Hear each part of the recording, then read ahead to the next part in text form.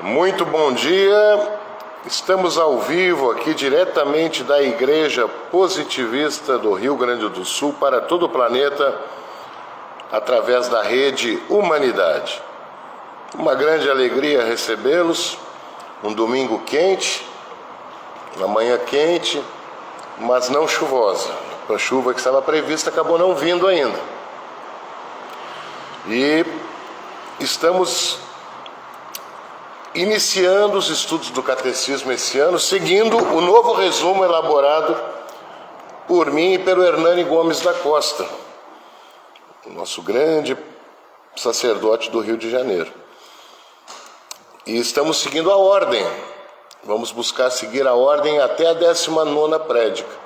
Depois nós vamos trabalhar aleatoriamente, porque tem algumas prédicas que são muito densas, muito conhecimento matemático, físico, então não há necessidade disso. Qualquer criança hoje no ensino médio ou no ensino fundamental já tem acesso a essas informações, então não tem por que nós esmiuçarmos isso em prédica.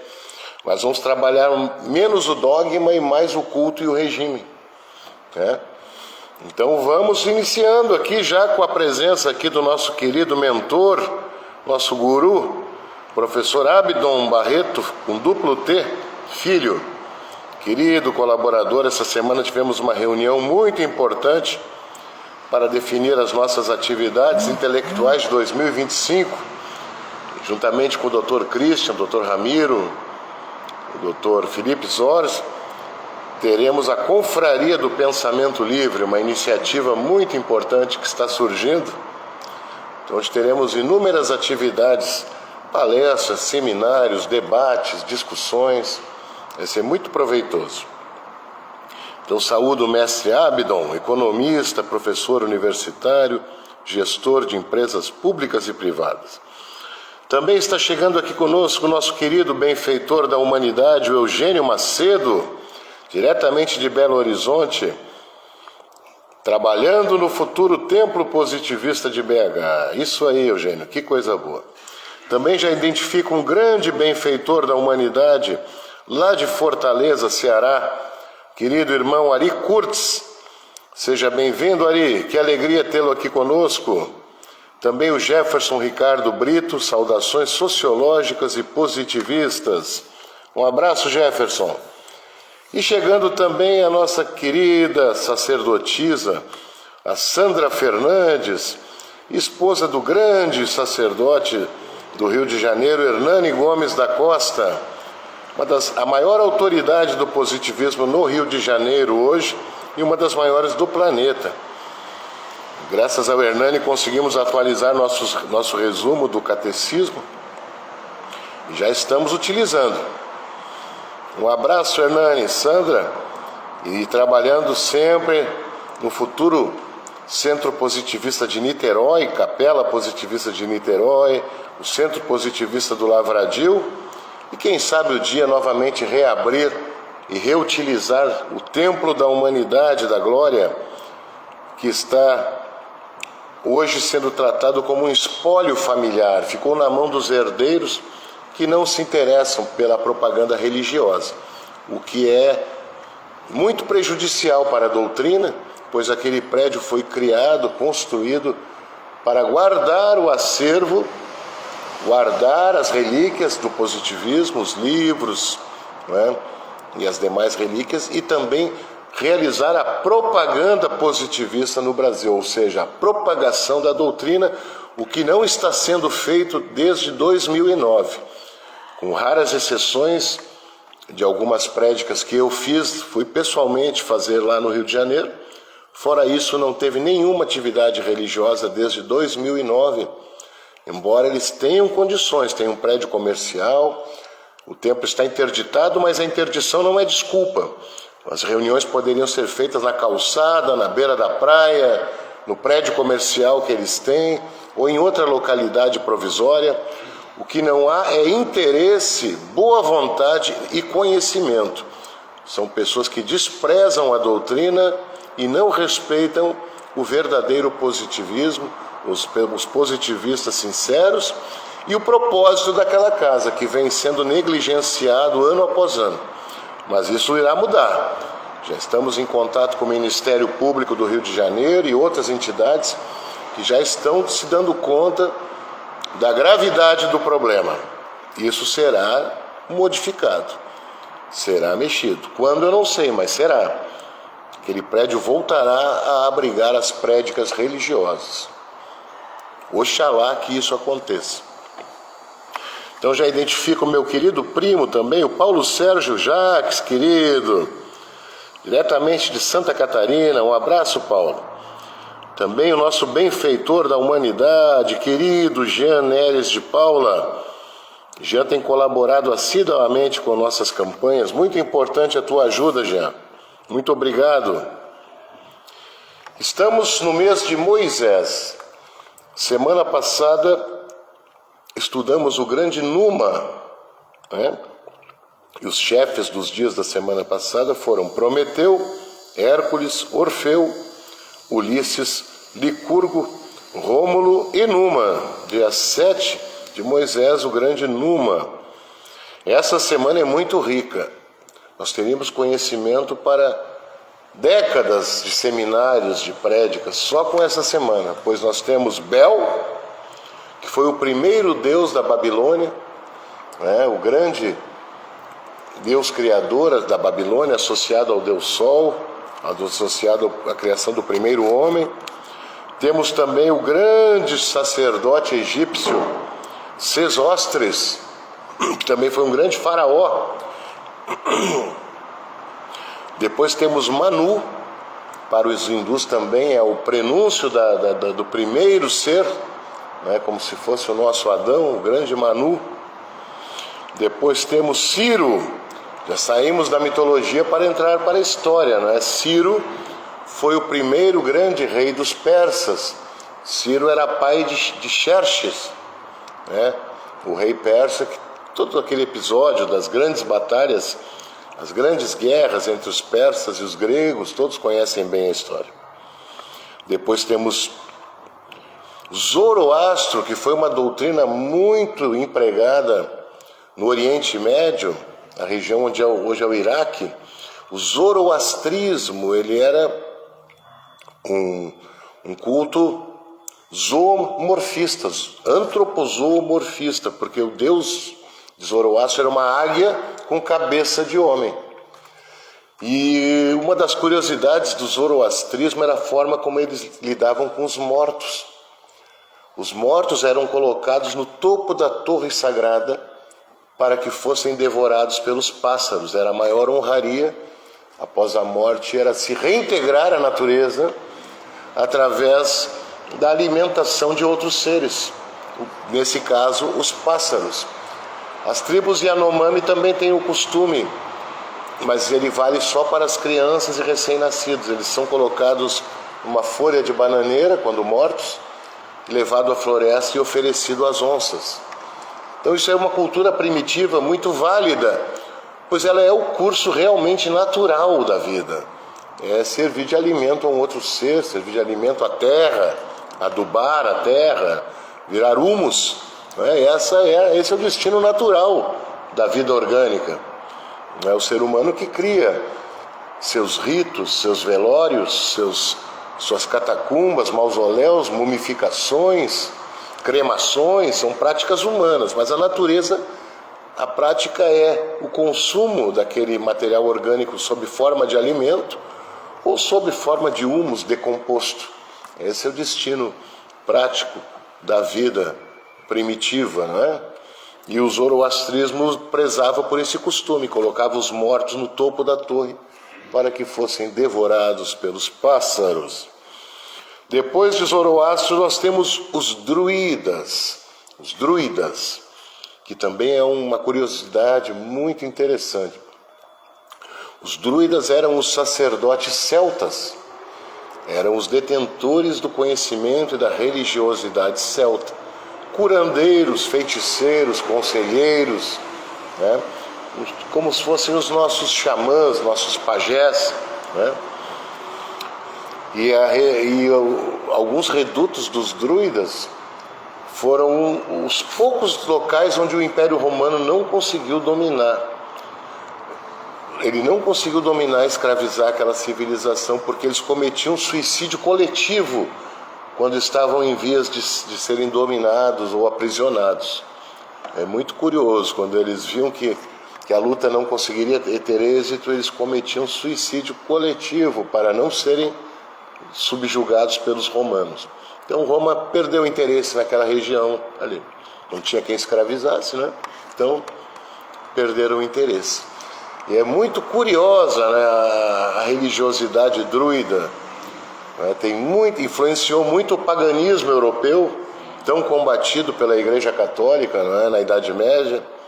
Então vale a pena estudar a cultura dos druidas. E o chefe da semana, dia 14, nós temos o chefe da semana, que é o grande Buda, mais conhecido também como Siddhartha Gautama. Siddhartha Gautama. Vamos a uma breve leitura sobre o chefe da semana, Buda. Saúdo a presença também do mestre Francisco, presidente do nosso conselho consultivo, querido, grande sábio aqui da nossa congregação. Olha que interessante que o Eugênio está colocando. O zoroastrismo ainda existe. Perfeito. Perfeito. Vamos ao estudo então da vida e da obra de Buda. Siddhartha Gautama, ou no idioma Pali, Siddhartha Gautama. Ele nasceu no ano 560 antes da nossa era, em Kapilavatthu Terai, né? É uma região napalesa na Índia, perto de Nepal. Perto de Nepal. E faleceu em Kushinara, hoje Cássia, na Índia também, em 480 antes da nossa era, com aproximadamente 80 anos. Siddhartha Gautama foi o fundador do budismo. Os textos relativos à existência de Buda não oferecem garantias históricas de veracidade, variando segundo os países e as diversas escolas budistas, o que torna difícil determinar aonde começa a verdade biográfica e termina a lenda.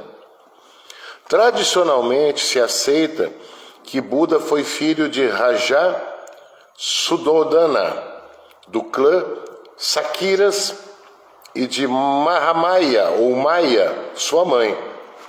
Né? Sua mãe morreu uma semana após o seu nascimento, e a criança foi confiada à sua tia,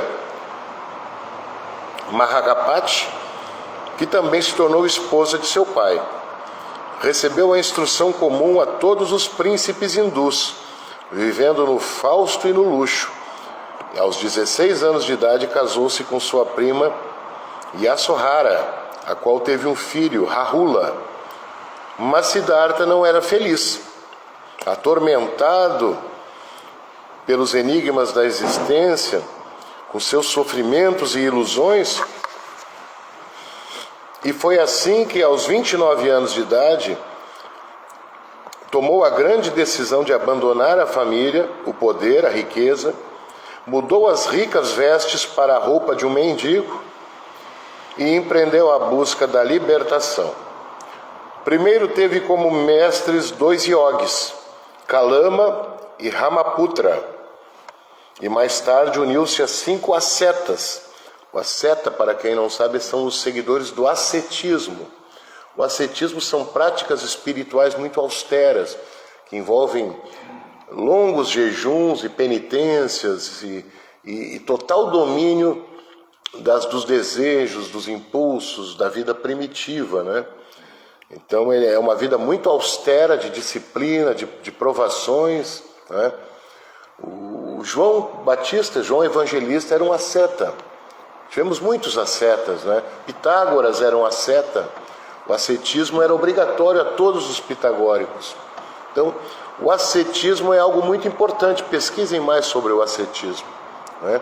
Inclusive dietas, práticas alimentares, práticas ligadas ao controle dos impulsos físicos, sexuais. O ascetismo ele é muito importante.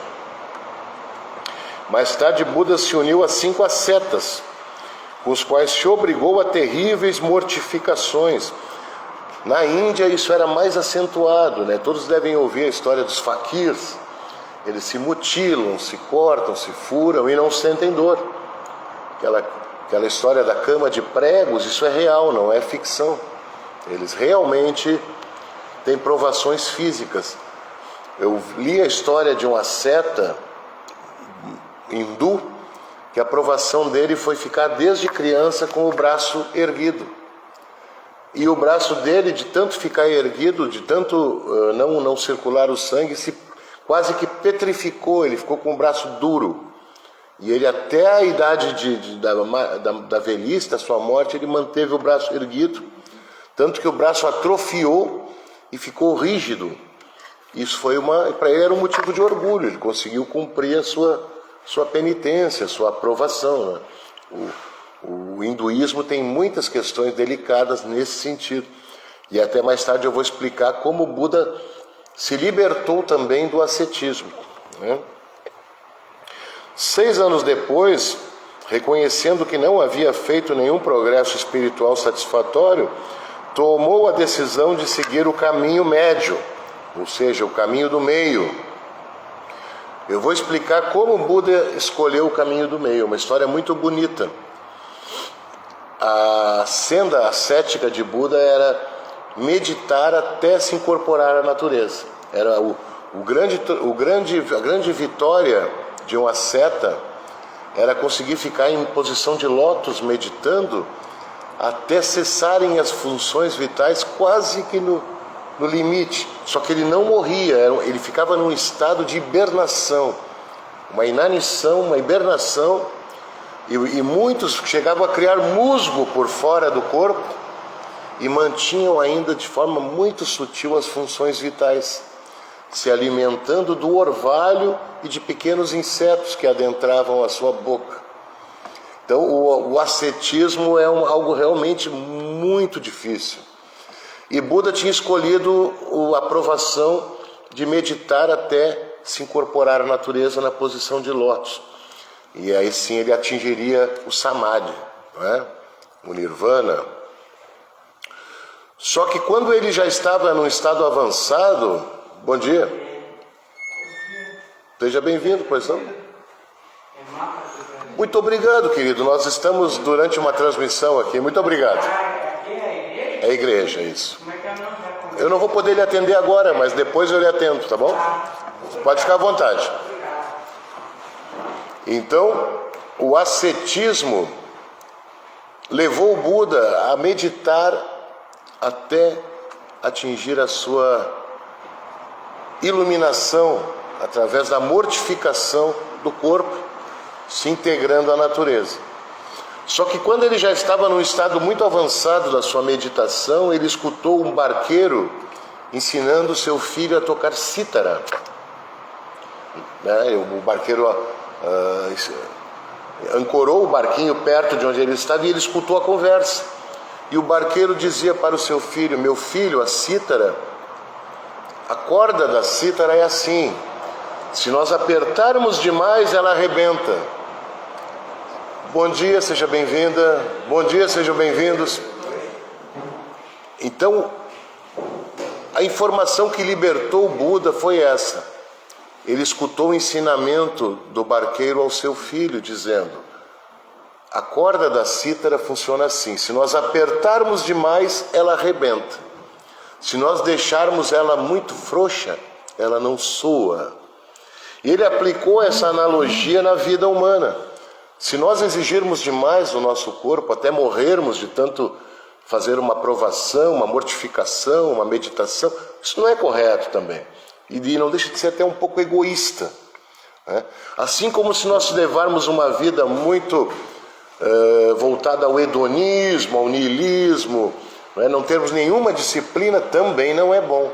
Nós devemos manter o equilíbrio, o que ele chamou de caminho do meio, né? O caminho médio. Então Buda, escutando o ensinamento do filho ao barqueiro, ele decide abandonar aquela missão de meditar até morrer, até se incorporar à natureza na posição de lótus, e parte para o mundo novamente. Depois tem um outro episódio de Buda que é muito bonito. Buda estava também novamente meditando, buscando as respostas, e ele tem uma visão estarrecedora, que ele estava com um grande grupo, e ele começou a adentrar ao paraíso, só que quando ele passou os portões do Nirvana, ele estava sozinho, e aquilo causou muita tristeza nele. E aí veio mais um grande ensinamento de Buda, que talvez seja a essência do budismo. Não devemos tentar nos salvar sozinhos. Não podemos nos salvar sozinhos. Temos que nos salvar no coletivo. Esse foi o grande ensinamento de Buda. Partindo daí, ele começa uma vida de criação da sua doutrina, convivendo entre as pessoas mais humildes, se vestindo como elas, e passou a ajudá-los. Ele começou a ver na caridade, na filantropia, o grande sentido da sua vida. Ao mesmo tempo que ele ensinava, ele dava de comer aos famintos, ele tratava os doentes. E esse mito do andarilho errante, sábio, curandeiro, mestre, se repete em muitas culturas, em muitas civilizações. No mundo helênico nós temos Apolônio de Tiane, que fez a mesma coisa. Temos Sócrates, que fez a mesma coisa, No mundo cristão nós temos Joshua, Jesus, que fez a mesma coisa, Embora viesse de uma família com condições, ele preferiu viver entre os mendigos, entre os moradores de rua, entre os demais necessitados, E Buda não foi diferente. Buda escolheu esse caminho, o caminho do meio, de viver entre as pessoas e tentar salvar todos no coletivo, passar os seus ensinamentos no coletivo. E isso foi muito importante, Foram duas iluminações muito importantes que ele teve. A primeira foi essa da corda da cítara, que eu acho uma parábola linda essa, e nós podemos aplicar muito no nosso dia a dia. A corda muito frouxa. Eu sou guitarrista, violonista, então eu conheço bem isso. E isso Pitágoras estudou exaustivamente, a vibração da corda. E através da vibração da corda ele achou o ponto harmônico perfeito de equilíbrio para poder daí então mapear as notas musicais. Então veja que interessante, Então não podemos exigir demais do nosso corpo em atividades muito austeras que vão nos levar à morte. E também não podemos viver uma vida de luxúria, de hedonismo, de niilismo, que também vai prejudicar o nosso corpo.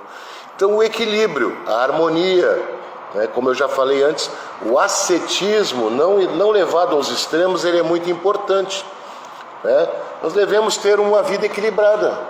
E essa é a principal informação contida no ascetismo. Então, Buda abandonou a família, o poder e a riqueza, mudou as ricas vestes pela roupa de um mendigo e empreendeu a busca da libertação. E buscou o caminho do meio, afastando-se dos prazeres mundanos como do ascetismo exacerbado. Essa reforma não produziu efeitos imediatos.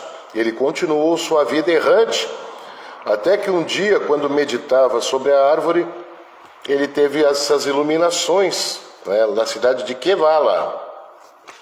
Ele recebeu essa iluminação de ele estar entrando no Nirvana sozinho, e naquele momento ele converte-se no líder, em Buda. Ele permaneceu naquele local por 7 semanas, gozando da bem-aventurança, da iluminação e da emancipação. Ali ele considera que ele se emancipou, que ele realmente se iluminou. Lutando diante do dilema de guardar para si a sabedoria conquistada ou transmiti-la ao mundo. Saiu finalmente e deu a conhecer sua mensagem no célebre sermão de Benares, no qual Buda definiu as 4 verdades santas, Durante os 45 anos restantes de sua vida, consagrou-se exaustivamente em pregar o Dharma, ou seja, a lei, indo à aventura pelos caminhos do Indostão, o atual Paquistão, região do Afeganistão também, a Índia, Caxemira, indo à aventura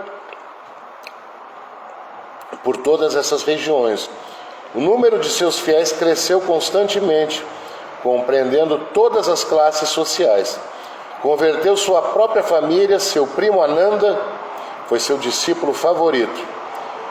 Ao sentir que ia morrer, dedicou seus últimos momentos em consolidar sua doutrina e consolar seus discípulos e a confirmar-lhes suas certezas. Sob a direção de Ananda, seu cadáver foi incinerado com honras reais e suas relíquias foram enterradas em 9 lugares diferentes. Buda não deixou nada escrito, mas as palavras a ele atribuídas foram compilações que foram traduzidas e recitadas em muitos idiomas. Extraordinário mestre espiritual, à luz da Ásia, sua doutrina encontrou eco no coração dos homens e das mulheres, dando lugar à religião que conta no Oriente com milhões de prosélitos. Sua figura se destaca através dos séculos, mesmo para os não budistas, como a mais humana e digna e universal admiração que a Índia deu ao mundo. Buda recebeu muitos nomes honoríficos, tais como Sakyamuni, o sábio dos Sakyas, Tathagata, o perfeito, e Bhagavata, o bem-aventurado. Os mais famosos propagandistas de sua doutrina foram Ananda, Shariputra, Mandgalayana e Kassipa, todos discípulos diretos. Entre os ricos tesouros da arte inspirados em sua vida e ensinamentos encontram-se as estupas erigidas pelo imperador Asoka, os afrescos nas cavernas de Ajunta e milhares de estátuas, entre as quais a colossal Daibutsu, no Japão, e os inúmeros templos e santuários erguidos por toda a Índia, China, Sião, Burma, Japão. A bibliografia budista é extensíssima, né? E aqui o autor cita inúmeros livros, inúmeras obras, que eu não vou ler todas porque realmente são muitas, né? Então essa é um pouco da história do grande Siddhartha Gautama, mais tarde Buda, o criador da religião do budismo, hoje homenageada como chefe da segunda semana do mês de Moisés. Esse mês é fantástico, esse mês nós estudamos todos os grandes teocratas do passado, né? Já estudamos Prometeu, Hércules, Orfeu, Ulisses, Licurgo, Rômulo, Numa, Bel, Sesostris, Manu, Ciro, Zoroastro, os druidas e hoje o chefe da semana, o grande e imortal Siddhartha Gautama, mais conhecido como Buda. Vamos agora ao estudo do catecismo. Lembrando que a partir deste ano nós já estamos utilizando o resumo criado por mim e pelo Hernani Gomes da Costa, que é uma compilação e uma revisão do resumo deixado por Luiz Hildebrando Horta Barbosa, que tenta de forma muito sucinta, muito prática, passar o conhecimento do catecismo positivista. A forma de expressão que convém ao ensino religioso é o diálogo. Não é à toa que o catecismo positivista é um diálogo entre um sacerdote e uma mulher. No caso, Augusto Conte e a Clotilde Devou. Conversar é melhor do que narrar. Os versos superam a prosa. pois servem mais aos sentimentos, né? O catecismo é o diálogo entre os fundadores da religião da humanidade, Clotilde Devou e Auguste Comte, e será cantado no futuro. Como semanalmente eu mostro para vocês, nós já estamos trabalhando nisso. Nós já temos 3 obras cantadas, né, que lembram o ensinamento do catecismo. Eu vou citar o fragmento delas, que é importante que fique esse registro, né? A primeira é o Hino à Humanidade, criado por mim, pelo apostolado positivista, né? Eu já doei os créditos, direitos autorais para o apostolado, para a igreja, ou seja, não é mais minha, é da igreja. E ela diz assim: livres do medo e abençoados pela ciência, sem preconceitos, crendices e avarezas, pela santa humanidade, que erguemos nossos braços e elevamos nossas mentes. O vício do trabalho, viver para servir, pela fraternidade, o amor por princípio e por fim. Essa é a primeira. Depois temos Mãe Humanidade, do querido Gilberto Chaves, um grande músico tradicionalista, que criou essa música e nos presenteou. Ele é um frequentador, um estudioso da doutrina, e nos presenteou com essa música. Há muito tempo atrás existiu uma geração consciente, não temiam assombração, para tudo havia explicação, com causas e consequências, com causas e consequências. Adoravam uma deusa de verdade, a nossa mãe, humanidade, que se chama natureza, que se chama natureza. Se existisse consciência, não estariam poluindo a terra com química ou com guerra, envenenando os nossos rios, envenenando os nossos rios.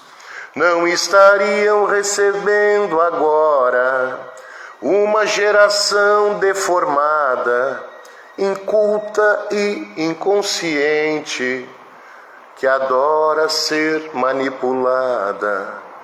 Adoravam uma deusa de verdade, a nossa mãe, humanidade, que se chama natureza, que se chama natureza. Essa é a segunda. E já temos a terceira, que foi um hino criado por mim e pelo Teixeirinha Filho, que é um outro irmão querido da nossa congregação, o grande Teixeirinha Filho, Teixeirinha Neto também participa, que são filhos do maior nome da cultura gaúcha de todos os tempos, o imortal Teixeirinha, né? Filho e neto. E é assim: viva nosso Brasil, viva um ideal, viva nosso Rio Grande, viva a humanidade universal. Um século de glória remonta sua história, raízes sem igual, tiranos afastados, heróis condecorados, orgulho nacional. Feito um raio de luz, nos vem a inspiração, na santa humanidade, de orgulho e amor a esta nação. Esse é um outro hino criado por mim e pelo Teixeirinha Filho. E já temos alguns outros já em fase de composição. Então o catecismo do futuro será cantado, será versificado, pois os versos são preferíveis à prosa. Deixa eu dar uma saudação para quem está chegando aqui na rede. Já identifico aqui também, diretamente da Rússia, da União Soviética, antiga União Soviética, da Rússia, o Peter Sarkov, que tem acompanhado nossos trabalhos na rede. Seja bem-vindo, Peter. Não sei se você fala português ou speak English, porque eu não falo russo, mas é uma alegria te receber aqui. Também já identifico a presença do querido Voltencir Fleck, da Rádio Cidade de Gramado, a Rádio FM. E o Fleck tem um programa muito bonito aos sábados pela manhã chamado Pelos Caminhos do Rio Grande, o único programa de turismo do Rádio Gaúcho. Também o Ari Kurtz, a Sandra Fernandes, o Hernani Gomes da Costa. O querido Dr. Ramiro Pérez está aqui na rede hoje, que alegria! Ramiro sempre está presencialmente, mas quando ele não pode, ele acompanha aqui na Rede Humanidade. Também identifico a presença da professora Jovelina Drum, querida, também está aqui conosco. Lá de Nova York, nosso querido Marco Antônio Laporta, querido professor Laporta, sempre participando, nos ajudando, né? E a professora Jovelina, ela não está fisicamente, mas ela está espiritualmente aqui conosco, né, querida?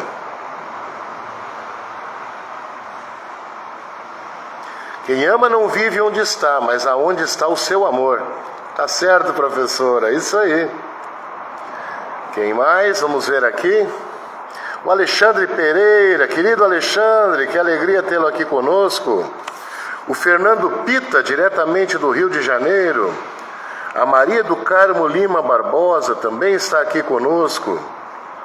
Muito importante a presença de vocês. Então, explicando aos nossos novos visitantes, que não são tão novos, já estiveram aqui, não é? Todas as religiões têm o seu sinal. Então, com o nosso sinal religioso, eu saúdo todos vocês. Querida Mãe Humanidade, que nos orienta, que nos guia, nos sustenta, elevando nossos corações e mentes aos patamares mais aperfeiçoados da ética e da moral de nossa civilização, ó Virgem Mãe, filha do teu Filho, a ti mais do que a nós mesmos. O amor por princípio e a ordem por base, o progresso por fim. Então, com este sinal religioso, eu vou encaminhando o encerramento de nossa prédica. Se algum dos presentes quiser fazer uso da palavra, por favor, está à disposição. Caso contrário, vamos então ao nosso momento musical, hoje que será a capela. Estamos sem energia elétrica, a Sé já está vindo. Mas provavelmente, pelo que eu vi, novamente se trata de furto de cabos de luz, que os fios estão mexidos ali na frente. Infelizmente, é outra pandemia que Porto Alegre está passando, que é o roubo além do roubo da energia elétrica, em muitos lugares aqui é o roubo dos fios de cobre ou de alumínio, que está acontecendo muito, e deve ser isso. Então vamos fazer a nossa importante, já fiz os três hinos, né, que nós temos já aqui no nosso Inário da Humanidade. Vou fazer agora um hino da cultura cristã, mas que ele é ecumênico, é lindo, e é da ordem que nós temos mais proximidade dentro da ordem, dentro de todas as ordens cristãs, que são os franciscanos.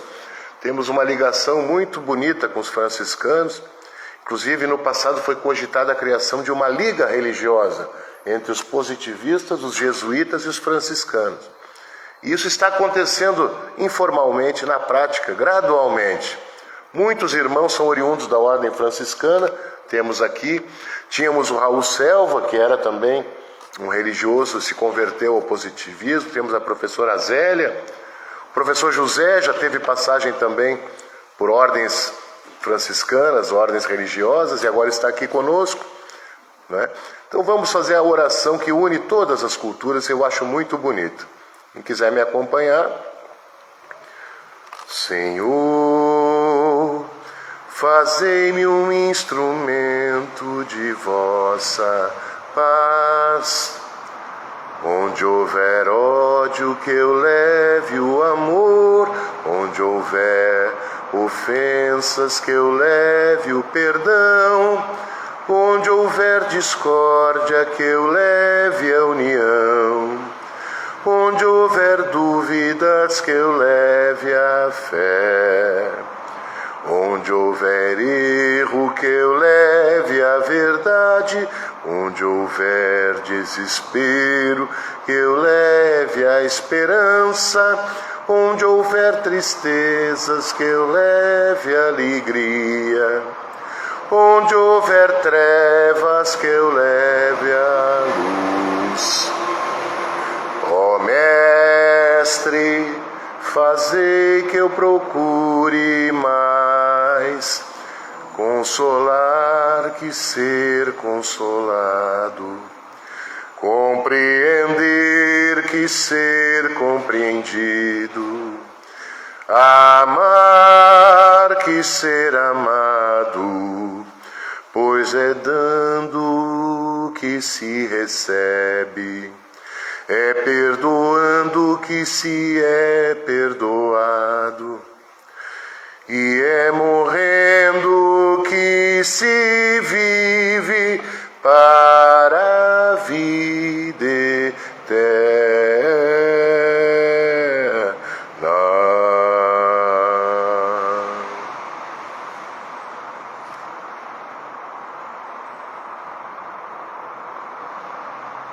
Então, com essa belíssima oração, evocando a grande liga religiosa ecumênica de todas as crenças, todas as doutrinas, em prol da humanidade, encerramos a prédica positiva deste domingo.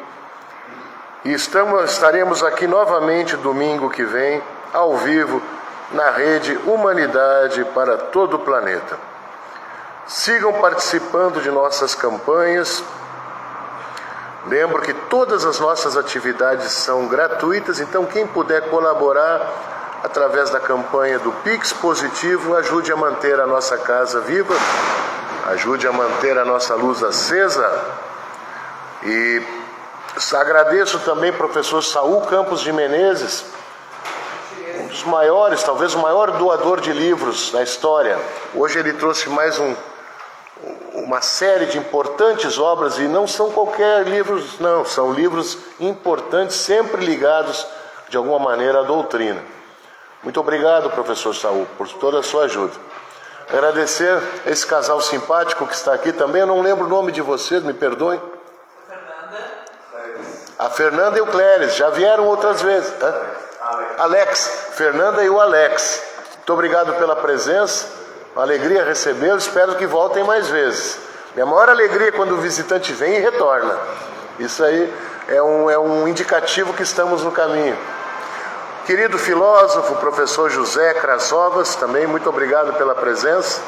Grande doutor Christian Veloso Kuhn, muito obrigado pela presença, cientista político, um dos intelectuais da nova geração que está despontando, um grande escritor.